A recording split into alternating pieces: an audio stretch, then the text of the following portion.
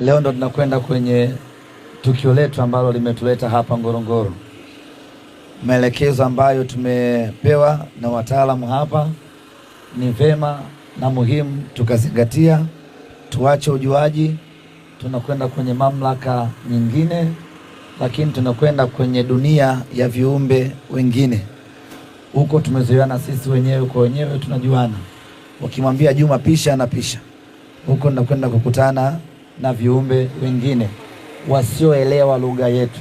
Kwa ni vema tukaishi kulingana na mahitaji, kanuni na sheria za eneo husika. Tunataka shughuli yetu tuifanye kwa haraka, tuimalize kwa haraka, tuweze kurejea huko mjini, watu endelee na taratibu nyingine, kwa sababu hakuna aliyekula hapa na kule chini hakuna chakula. Kwa hiyo tukikaa chini muda mrefu, maana yake watu wote hapa tutaumwa njaa, na tukisikia njaa tutakuwa tuelewani. Kwa hiyo tujitahidi mambo yetu yaende haraka haraka, tufanye uzinduzi wa wiki ya Simba kwa haraka, tuzindue jezi kwa haraka, na baada hapo turejee juu kwa ajili ya taratibu nyingine.